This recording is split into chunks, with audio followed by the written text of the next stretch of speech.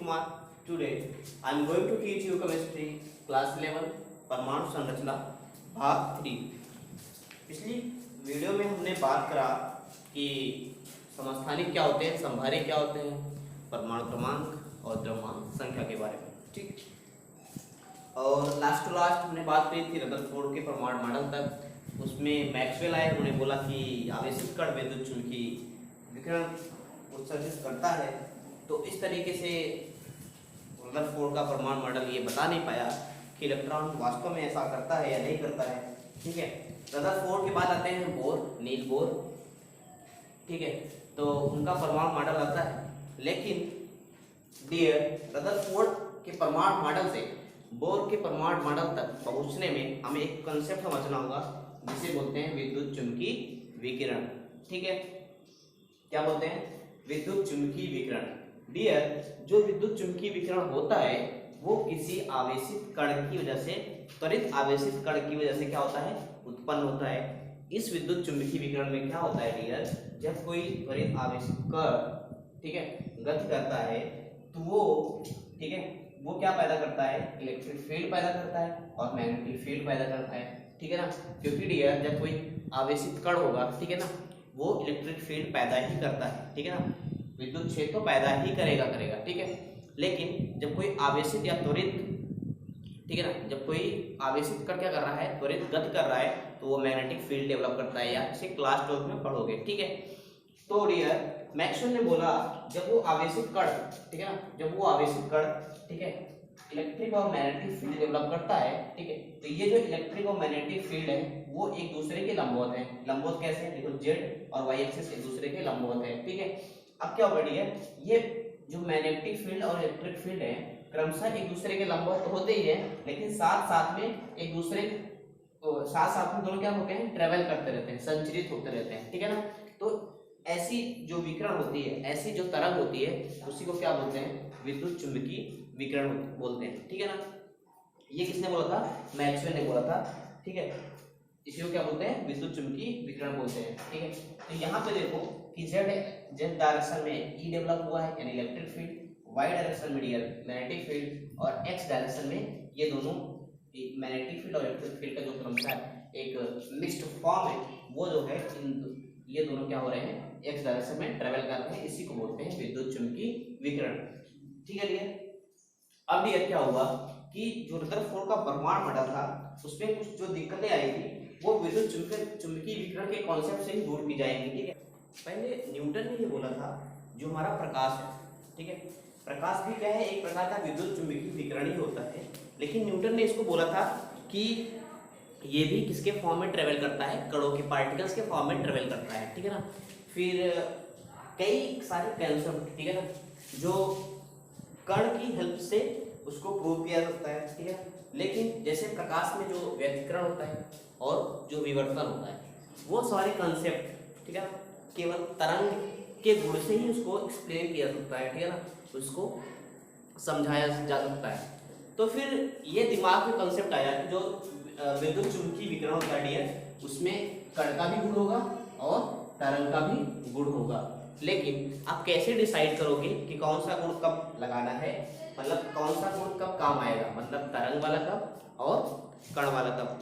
Like dear, जब कोई रे या जब कोई विकिरण डियर किसी पार्टिकल से, किसी लाइक जैसे अगर उसको एटम से इंटरेक्शन करना है, मान लो किसी एटम पे कोई विकिरण आएगी, तो जब विकिरण उस एटम से टकराएगी उसका बिहेवियर कैसे जैसा हो जाएगा? कण जैसा। अगर वो कण के साथ इंटरेक्ट करेगी तो विकिरण का बिहेवियर कण जैसा हो जाएगा।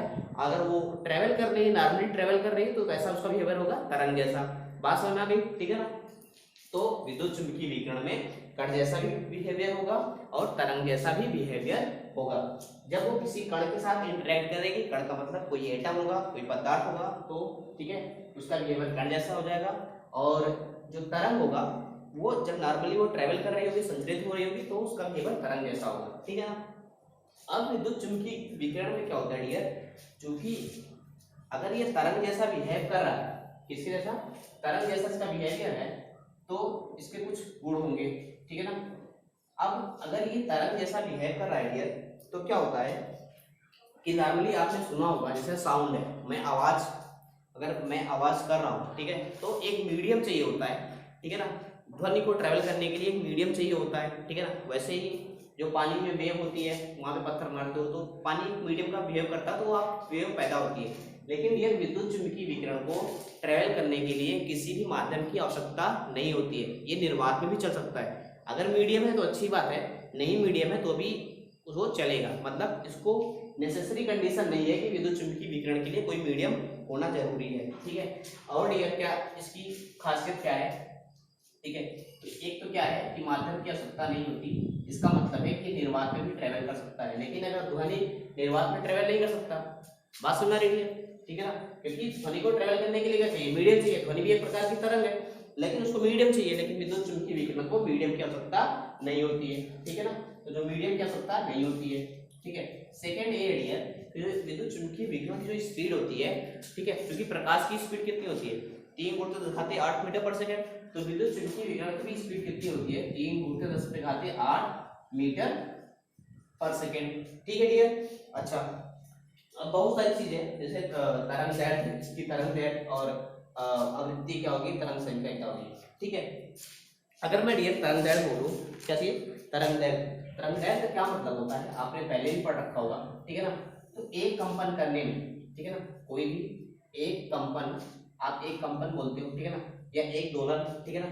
एक दोलन का क्या मतलब है कि लाइक अगर इस तरीके से कोई तरंग है, इस तरीके से अगर तरंग पैदा हो रही है डियर, तो यहाँ से यहाँ तक फिर इसी पोजीशन पे आ गया, इसी कंडीशन पे आ गया, है ना। तो एक बार ऐसे गया, यहाँ तक पहुंचा, इस लेंथ को क्या बोलते हैं, इस लेंथ को क्या बोलते हैं, लेमडा बोलते हैं, ठीक है ना। क्या बोलते हैं, तरंग दैर्घ्य बोलते हैं, ठीक है। तो फ्रीक्वेंसी का मतलब होता है नंबर ऑफ,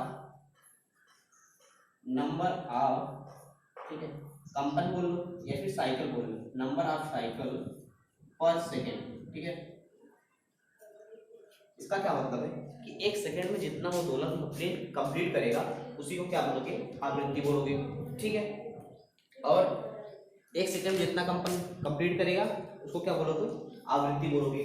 और डियर, तरंग संख्या का क्या मतलब होता है, तरंग संख्या का मतलब होता है कि नंबर ऑफ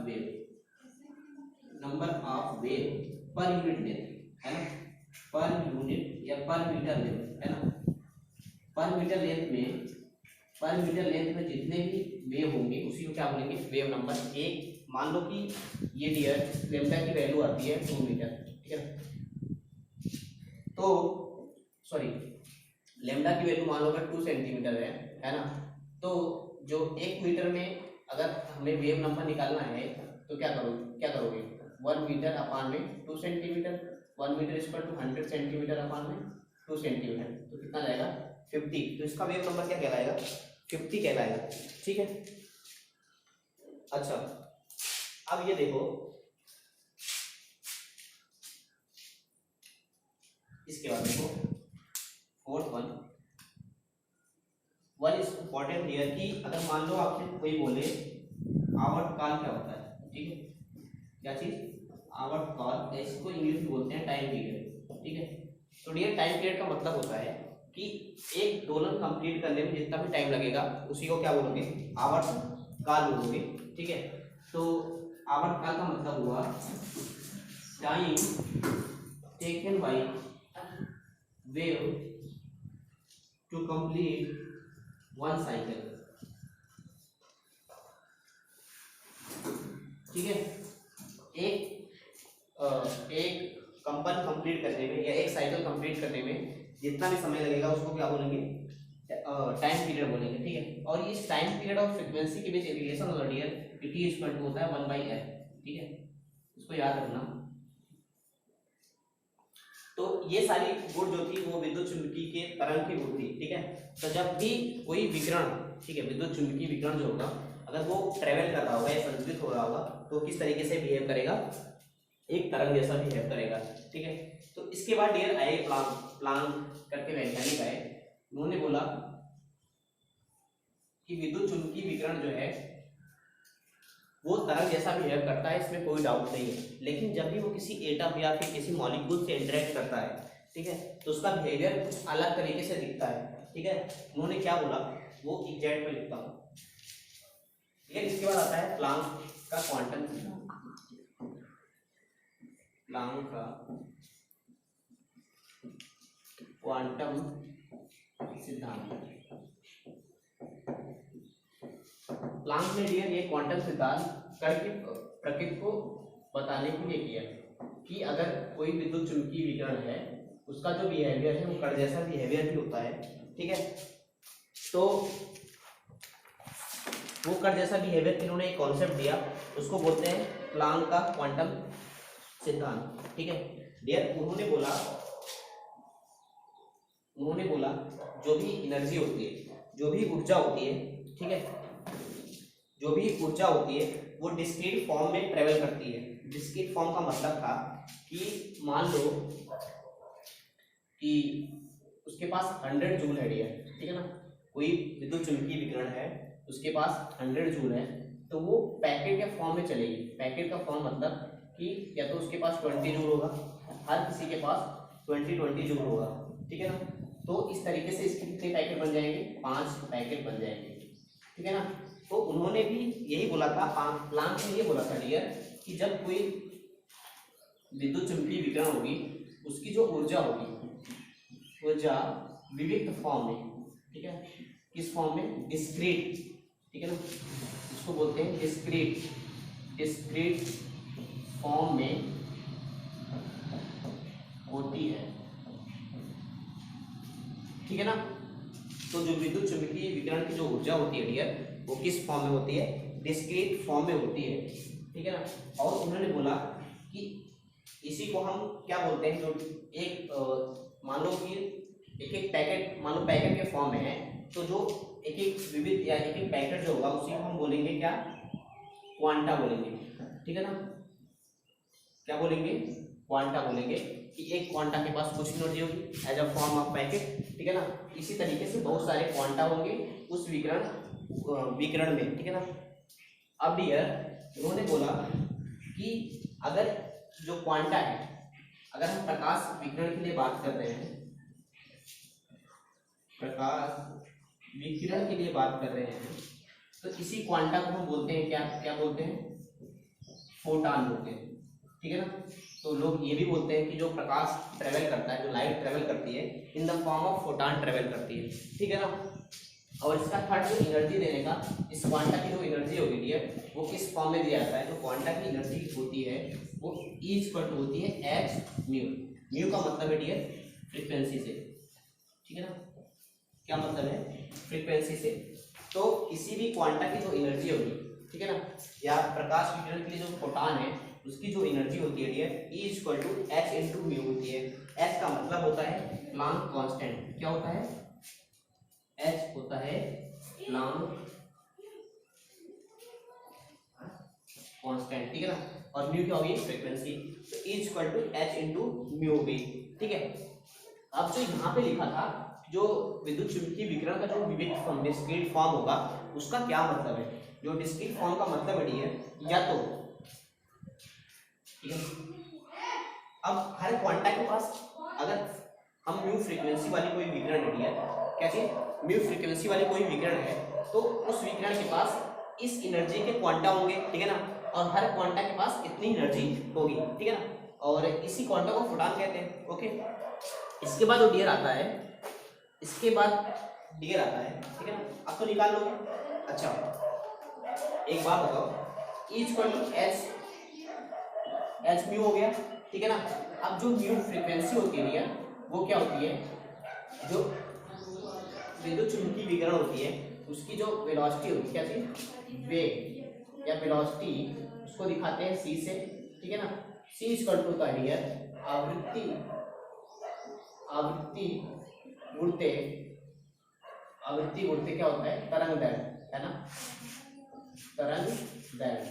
तो c क्या होता है डियर, f, या फिर बोल सकते हो यहाँ पे म्यू लिखा है तो म्यू लिख दो, म्यू इंटू लेमडा, ठीक है ना। अगर यहाँ से मुझे म्यू की वैल्यू निकालनी है तो क्या लिख सकता हूँ मैं, c बाई लेमडा, ठीक है ना। तो यहाँ पे लिखा हुआ है E h इंटू म्यू, तो इसको लिख सकते हो E c बाई लेमडा, ठीक है ना। और जो h की वैल्यू होगी डियर वो होती है 6.634 इंटू 10⁻34, ठीक है ना, जूल, ठीक है, जूल सेकेंड, ठीक है, ये क्या होती है, म्यू की वैल्यू होती है, ठीक। तो यहां से हमने ये देख लिया कि विद्युत चुंबकीय जो विकिरण होता है उसके पास कण का भी बिहेवियर होता है और तरंग का भी बिहेवियर होता है। अब ये क्या होती है कि जो विद्युत चुंबकीय विकिरण होती है उनमें बहुत सारी रेंज आती है, ठीक है ना। आपने गामा किरण का नाम सुना होगा, ठीक है ना, एक्सरे सुना होगा, ठीक है, लाइट रे सुना होगा, अल्ट्रावायलेट सुना होगा, ठीक है। तो बहुत सारी तरंग दैर्ध्य आती हैं विद्युत चुंबकीय विकिरण के अंतर्गत, ठीक है ना। अब मैं एक फॉर्म बताने चल रहा हूँ एज अ कि उसके लेमडा के बढ़ते विकिरण में, ठीक है ना। ये क्वेश्चन कई बार पूछा जाता है, ठीक है, नीट या जेईई में उसमें पूछा गया है कि लेमडा के बढ़ते क्रम में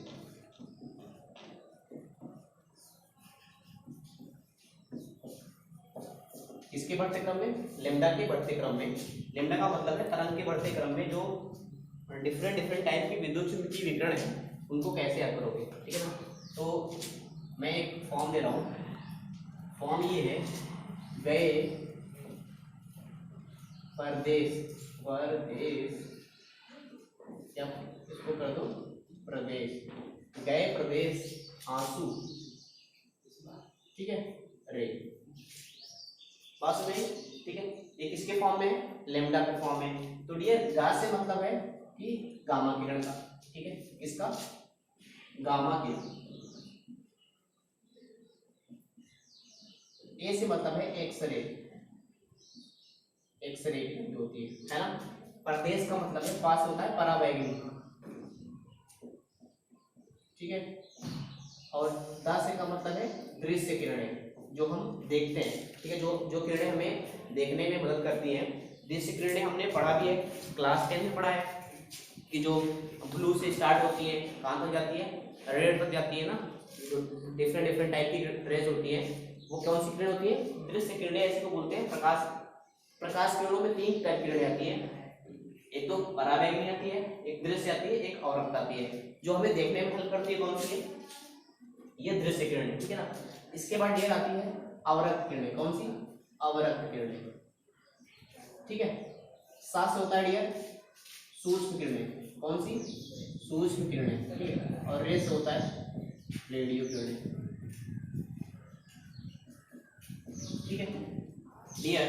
ये क्या हेल्प करेगा आपको, ठीक है, आपको क्या करना है, गए प्रदेश आंसू रे, ठीक है ना। ग फॉर गामा किरण, ए फॉर एक्सरे, प्र फॉर परावैंगनी, देश फॉर दृश्य किरणें, है ना। आंसू में आ फॉर अवरक्त, सु फॉर सूक्ष्म किरणें एंड रे फॉर रेडियो किरणें, ठीक है ना। तो गए आंसू, गए प्रदेश आंसू रे, ठीक है ना। ये किसके फॉर्म में, लेमडा के बढ़ते क्रम में। मतलब डियर कि सबसे कम तरंग दैर्ध्य किसका होता है, गामा किरण का, और सबसे ज्यादा तरंग दैर्ध्य किसका होता है, रेडियो किरण का, ठीक है ना। और जो गामा किरण और जो फ्रीक्वेंसी होती है वो दोनों इनवर्सली प्रोपोर्शनल होती है। इसका मतलब है कि ये क्या हो जाएगा, ठीक है, म्यू के घटते क्रम में, है ना। यानी पूछूं कि सबसे कम फ्रीक्वेंसी किसकी है, तो क्या बताओगे आप, रेडियो किरण की। जिसका तरंग दैर्ध्य सबसे ज्यादा होगा उसकी फ्रीक्वेंसी क्या हो जाएगी, सबसे कम हो जाएगी। और इन सारी जो रेज है, ठीक है, ये सारी जितनी भी रेज हैं वो सबकी जो स्पीड होगी कितनी होगी, 10⁸ किसके लिए, निर्वात में, ठीक है ना। जितने भी विद्युत चुंबकीय विकिरण होंगे डियर, उन सब के लिए जो स्पीड होगी 3 × 10⁸ मीटर/सेकंड होंगी, ठीक है। क्लियर हो गया। तो यहाँ से हमने विद्युत चुंबकीय विकिरण की जो है दोनों चीज डिसाइड कर ली। अब ये जो विद्युत चुंबकीय विकिरण होता है, ठीक है ना, अब हम ये जान चुके हैं कि विद्युत चुंबकीय विकिरण के पास द्वैत प्रकृति होती है, वो कण की भी प्रकृति दर्शाएगा और तरंग का भी प्रकृति दर्शाएगा, ठीक है ना। जब वो नॉर्मली संचलित हो रहा होगा, ठीक है, तो उसका बिहेवियर तरंग जैसा होगा, ठीक है ना। और जब वो किसी कण से इंटरेक्ट करेगा तो उसका बिहेवियर कण जैसा हो जाएगा। और वो जो अपना ऊर्जा का आदान प्रदान करेगा वो किस फॉर्म में करेगा, क्वांटा के फॉर्म में करेगा, ठीक है। जो कण का फॉर्म होता है डियर, जो आप पढ़ोगे भी, जो एक ब्लैक बॉडी होती है पृष्ठिका, जो आदर्श पृष्ठिका होती है ठीक है ना। जब उसमें कोई किरण डाली जाती है वो पूरी तरीके से अवशोषित हो जाती है। वो सारी जो एक्सप्लेनेशन है वो उसके कण प्रकृति की वजह से बताई जा सकती थी, ठीक है ना। और एक कण प्रकृति का और एक बेस्ट एग्जांपल और है प्रकाश विद्युत प्रभाव, जो आगे हम पढ़ने वाले हैं, ठीक है ना। उसके साथ साथ जो तरंग प्रकृति थी वो व्यतिकरण और विवर्तन को बताने में बहुत मददगार साबित हुई, कि विद्युत चुंबकीय विकिरण में व्यतिकरण और जो विवर्तन होता है उसकी तरंग प्रकृति की वजह से हो पाता है, ठीक है ना। अब इसके बाद हम देखने वाले हैं प्रकाश विद्युत प्रभाव। फिर आप क्वेश्चन कर लेना जो प्लांक क्वांटम सिद्धांत के ऊपर क्वेश्चन है, और जो भी लाइक विद्युत चुंबकीय विकिरण के तरंग पे जो क्वेश्चन होंगे वो सारे क्वेश्चन कर लेना, ठीक है ना।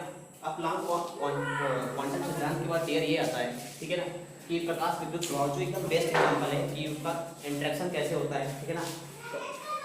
मतलब जो विद्युत चुंबकीय विकिरण है, ठीक है ना, उसका जो एटम के साथ इंटरेक्शन होता है वो कैसे होता है, ठीक है डियर।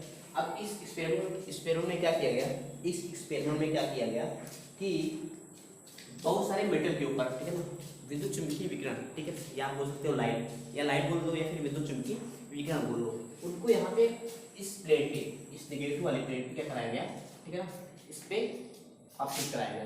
यहाँ पे कोई मान लो एच म्यू, ठीक है ना, एच, अब विकिरण को आप एच म्यू के फॉर्म में दिखा सकते हो, ठीक है ना, कि एच म्यू एनर्जी वाले जो क्वांटा वाले विकिरण है, ठीक है ना, इस वाली मेटल पे क्या करा, गिराया गया है। ये मेटल था, ठीक है ना, पोटेशियम हो सकता है, रुबिडियम हो सकता है, बहुत सारे हो सकते हैं, ठीक है ना।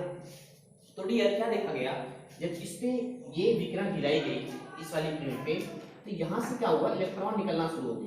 क्या निकलना शुरू हो गए, इलेक्ट्रॉन निकलना शुरू हो गए, ठीक है ना।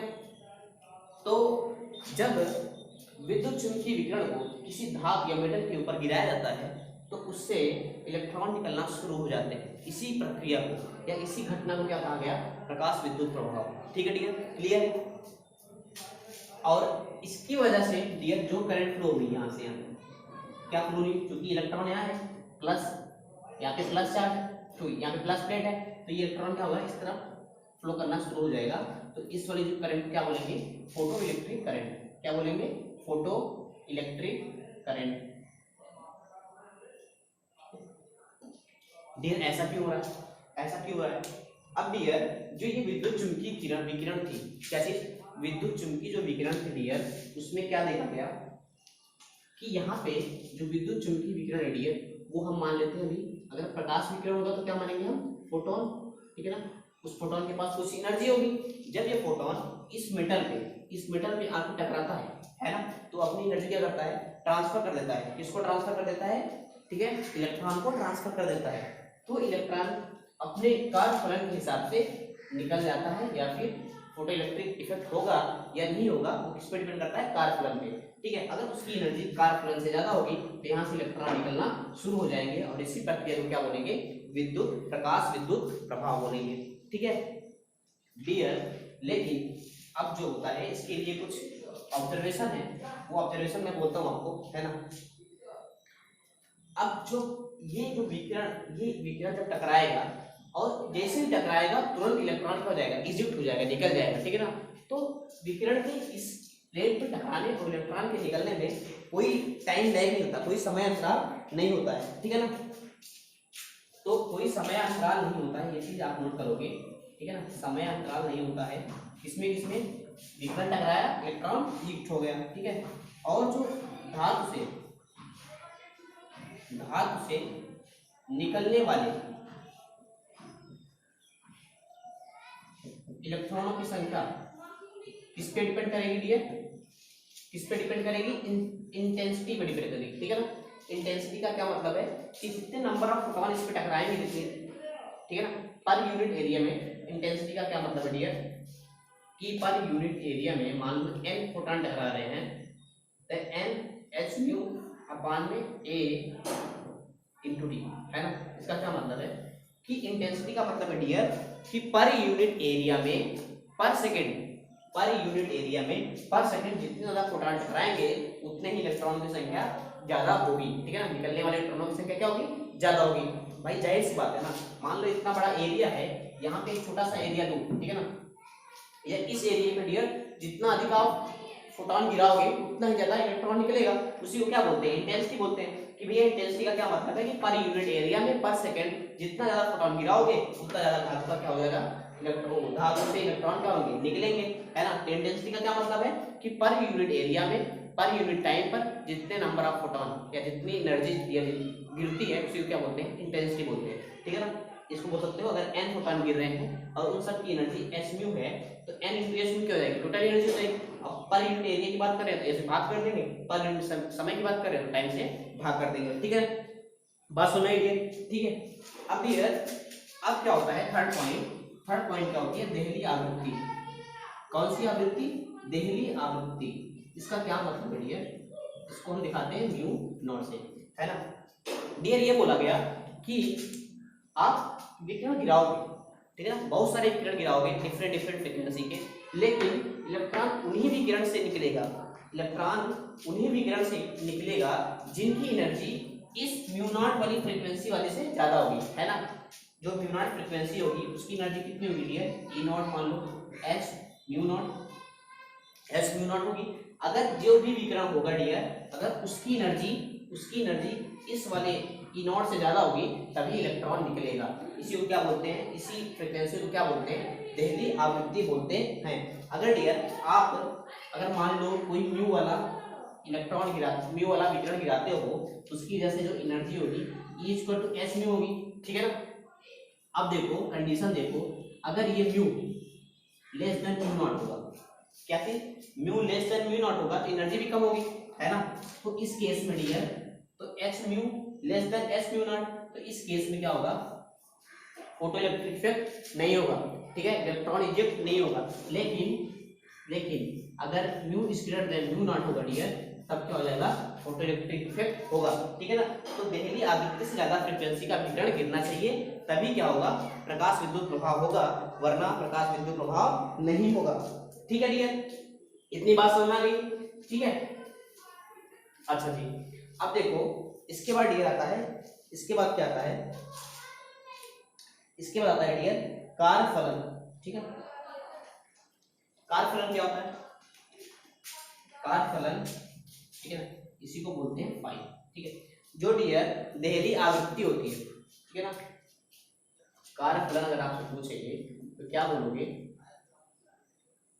कारफलन विल बी, जो देहली आवृत्ति होती है, मिनिमम ऊर्जा किसके रिक्वायरमेंट होगी, भैया मैंने बोला कि देहली आवृत्ति से अगर अधिक आवृत्ति वाला विकिरण गिराओगे तभी इलेक्ट्रॉन निकलेगा, ठीक है ना। तो इस देहली आवृत्ति के करस्पॉन्डेंस जो एनर्जी होगी डियर वो क्या होगी, ई नॉट होगी। इसी को क्या बोलते हैं, फाई इक्वल टू क्या लिखोगे, एच इनटू देहली आवृत्ति, ठीक है ना।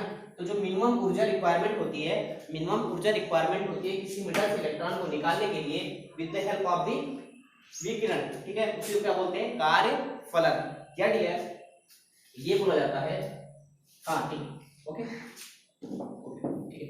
अब इसके बाद क्या है, ये सारा घटना समझ में आ गया आपको।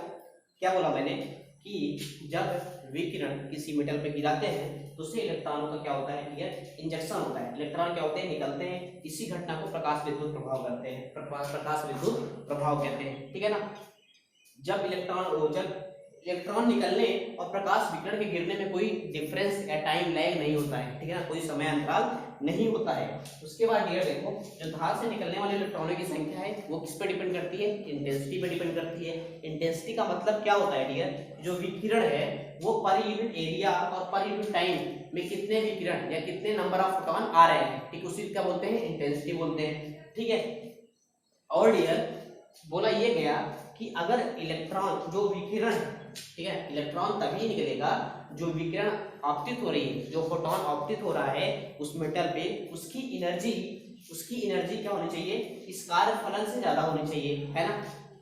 क्या होनी चाहिए, कार्यफलन से ज्यादा होनी चाहिए, तभी एनर्जी क्या होगी, निकलेगी, ठीक है ना, सॉरी तभी इलेक्ट्रॉन क्या होगा, निकलेगा, ठीक है। तो अगर इस एनर्जी के करस्पॉन्डिंग अगर उसकी फ्रीक्वेंसी म्यू नॉट होगी तो म्यू नॉट को क्या बोलेंगे, देहली आवृत्ति बोलेंगे, ठीक है ना। अगर देहली आवृत्ति से ज्यादा फ्रीक्वेंसी का कोई फोटोन गिरेगा तो प्रकाश विद्युत प्रभाव होगा। अगर कम आवृत्ति का गिरेगा तो प्रकाश विद्युत प्रभाव की घटना नहीं होगी, ठीक है डियर। इतनी बात समझ में आ गई डियर, ठीक है ना। आप ये तो समझ रहे हो ना ये एच म्यू नॉट कहाँ सीखा, क्वांटा सिद्धांत से, प्लांक के क्वांटा सिद्धांत से ही एच म्यू नॉट लिख रहा हूँ, ठीक है कि नहीं डियर। ठीक, इसके बाद समझो डियर, आप इसका नोट्स बना लेना, ठीक है ना। ये बहुत अच्छा टॉपिक है और इससे क्वेश्चन भी आते हैं, हर जगह क्वेश्चन पूछे जाते हैं, ठीक। तो आप बुक की हेल्प से नोट्स बनाते रहो या फिर जितना मैं लिखा रहा हूँ उसको in the form of the word लिखते चले जाओ, ठीक है ना। अब मैं डियर क्या क्या बात कर रहा हूँ, अब मैं बात करने चल रहा हूँ कि इसके बाद बात करता हूँ, कंडीशन तो बता दी मैंने, ठीक है ना। मैंने क्या क्या कंडीशन बताई डियर, 3 कंडीशन बताई कि अगर म्यू क्या है, जो ये विकिरण आ रही है म्यू नॉट से ज्यादा होगा, म्यू नॉट क्या है दैवीय आवृत्ति, तो क्या होगा, प्रकाश विद्युत प्रभाव होगा, इलेक्ट्रॉन निकलेगा सरफेस से बाहर निकलेगा। अगर mu is less than mu not तो प्रकाश विद्युत प्रभाव नहीं होगा। अगर third condition mu equal to mu not, ठीक है ना, mu equal to mu not है डियर, तो क्या देखा गया कि भैया अगर देहली आवृत्ति के बराबर ही कोई विकिरण होगा तो इलेक्ट्रॉन इजेक्ट होगा डियर, डेफिनेटली इजेक्ट होगा, लेकिन वो क्या होगा, वो आके सरफेस पे हो जाएगा, रह जाएगा, ठीक है। क्या होगा, आके सरफेस पे रह जाएगा, वो आगे मूव नहीं करेगा, ठीक है ना। और में क्या देखा गया कि अगर आवृत्ति ज्यादा है तो वो निकल के आगे भी मूव कर रहा है, यानी उसके पास डियर कुछ ना कुछ क्या है, गतिज ऊर्जा है, क्या है, काइनेटिक एनर्जी है डियर। और वो काइनेटिक एनर्जी किस तरीके से निकालोगे आप, वो बात करते हैं, ठीक है ना डियर। अगर मान लो कोई विकिरण है, ठीक है ना, क्या चीज, कोई विकिरण है, उसके पास म्यू फ्रीक्वेंसी वाला, ठीक है ना, तरंग है, या म्यू फ्रीक्वेंसी वाला फोटॉन है, ठीक है ना। तो डियर एच म्यू उसकी क्या हो जाएगी, एनर्जी हो जाएगी, किसकी, जो फोटॉन है उसकी एनर्जी कितनी हो जाएगी, एच म्यू हो जाएगी। अब अगर कार्यफलन डियर 5 है तो कार्यफलन को क्या लिखाओगे, एच म्यू नॉट, क्लियर है। अब इसको इतना रिक्वायरमेंट है कि ये इलेक्ट्रॉन को निकाल देगा, ठीक है ना, बाकी कुछ ना कुछ तो एनर्जी बचेगी। भैया अगर मैं तुमसे बोलूं कि एक विकिरण के पास 100 जूल है, ठीक है ना, और उसको यहाँ से इलेक्ट्रॉन निकालने के लिए मिनिमम जो ऊर्जा की रिक्वायरमेंट है वो 50 जूल है, ठीक है ना, या 60 जूल है, उसके पास डियर जब इलेक्ट्रॉन वो निकाल देगा तो 40 जूल उसके पास बचेगा ना, उस फोटॉन के पास, सॉरी फोटॉन के पास नहीं, जो इस इलेक्ट्रॉन को ट्रांसफर करेगा, जब ये इलेक्ट्रॉन में क्या करेगा, ट्रांसफर करेगा इतनी एनर्जी, इस इलेक्ट्रॉन के पास 100 जूल आ गया, ये फोटॉन टकराया इस इलेक्ट्रॉन से, इसके पास 100 जूल आ गया डियर, इसको इस मेटल से निकलने के लिए 60 जूल चाहिए, ठीक है ना, तो 60 जूल एनर्जी खर्चा करके वो मेटल से बाहर आ जाएगा। अब इसके पास कितना जूल बचा, 40 जूल, और ये 40 जूल ये किस फॉर्म में आ जाएगा, काइनेटिक एनर्जी के फॉर्म में आ जाएगा, किसके पास, उस इलेक्ट्रॉन के पास, ठीक है डियर। बात समझ में आई, बात समझ में आई। तो अगर किसी फोटॉन के पास एच म्यू एनर्जी थी और वो इलेक्ट्रॉन से टकराता है, इलेक्ट्रॉन से टकराने के पश्चात उसके कार्यफलन के बाद बराबर उस एनर्जी क्या हो जाएगी, समाप्त हो जाएगी या खत्म हो जाएगी, या उसको म्यू नॉट सॉरी 5 के बराबर यहाँ पे एनर्जी इसको देनी पड़ेगी, किसको, इस मेटल को, ठीक है ना। तो उसके पास जो काइनेटिक जो एनर्जी बचेगी वो किस फॉर्म में बचेगी डियर, काइनेटिक एनर्जी के फॉर्म में बचेगी, और वो वैल्यू कितनी होगी डियर, एच म्यू तो उसकी टोटल एनर्जी थी अपान में एच म्यू नॉट। बात समझ में डियर, क्या लिख रहा हूँ, काइनेटिक एनर्जी जो होगी इलेक्ट्रॉन के पास वो H mu minus H mu naught होगी, ठीक है डियर। तो काइनेटिक एनर्जी क्या लिखोगे, kinetic energy will B H mu, ठीक है ना, म्यू अपान में म्यू नॉट, ठीक है। बात समझ में डियर, बात समझ में आ गया, ठीक है। अब डियर इससे रिलेटेड बहुत सारे क्वेश्चन होंगे, इससे रिलेटेड क्या होंगे, बहुत सारे क्वेश्चन होंगे, आप सारे क्वेश्चन ट्राई करो, ठीक है ना, बहुत अच्छे अच्छे क्वेश्चन बनते हैं इस पे, ठीक है ना। या फिर डियर अगर ये इंसिडेंट है ई आई तो इसको इस तरीके से लिख सकते हो, kinetic energy will be E I minus 5, ठीक है ना। अब कैसे भी क्वेश्चन पूछ ले आप बता सकते हो, ठीक है ना। अब डियर ये जो काइनेटिक एनर्जी, ठीक है ना, क्या चीज, काइनेटिक एनर्जी, इसको क्या कर सकते हैं, इसके फॉर्म में, वोल्टेज के फॉर्म में रख सकते हैं, ठीक है ना, इसके फॉर्म में, वोल्टेज के फॉर्म में। ये चीज आप 12th में पढ़ोगे, लेकिन कोई दिक्कत नहीं, अभी यहाँ पे एक बार छोटा सा देख लेते हैं। इसके बाद ये कुछ काइनेटिक एनर्जी अगर आ रही है, ठीक है ना, क्या आ रही है, काइनेटिक एनर्जी आ रही है, तो डियर एक आता है स्टॉपिंग पोटेंशियल का कंसेप्ट, क्या आता है, स्टॉपिंग पोटेंशियल का कंसेप्ट आता है। ठीक है ना, आपके सिलेबस में नहीं है। इसका क्या मतलब है कि इसकी जो एनर्जी है, ठीक है ना, इस इलेक्ट्रॉन के पास जो काइनेटिक एनर्जी है उसको, ठीक है ना, उसको स्टॉप करने के लिए, है ना, काइनेटिक एनर्जी जो है डेल्टा के या काइनेटिक एनर्जी,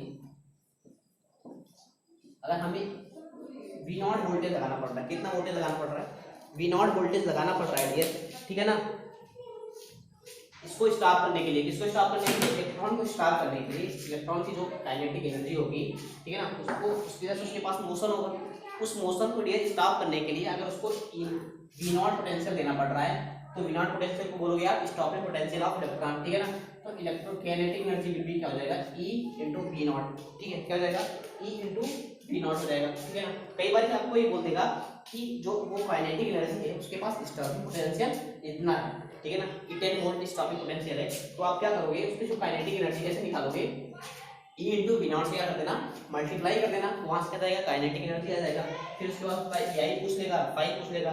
तो यहाँ पे एक चीज याद रखना कि जो काइनेटिक एनर्जी होती है E इंटू वी नॉट होती है, जहाँ पे वी नॉट क्या होता है, स्टॉपिंग पोटेंशियल होता है ना, क्या होता है, स्टॉपिंग पोटेंशियल होता है, ठीक है, बात समझ में आ गई, ठीक है। तो सारी चीजें हमने डिस्कस कर ली कि फाई का क्या मतलब होता है, ठीक है ना, काइनेटिक एनर्जी कैसे निकालते हैं, स्टॉपिंग पोटेंशियल के टर्म में काइनेटिक एनर्जी कैसे निकालते हैं, ठीक, ये सारी चीजें आपकी हो गई। इसके बाद हम आगे अब देखेंगे कि बोर का मॉडल कैसे होता है, ठीक है ना, अब हमें बोर का मॉडल समझने में बहुत सारी आसानी हो जाएगी, ठीक है, तब तक आप क्वेश्चन करो, ठीक है, जितने भी न्यूमेरिकल बन सके इसके बनाओ, अगर फिर भी डाउट है तो पूछ लेना, कमेंट कर देना, ओके बाय, थैंक यू। क्या हुआ?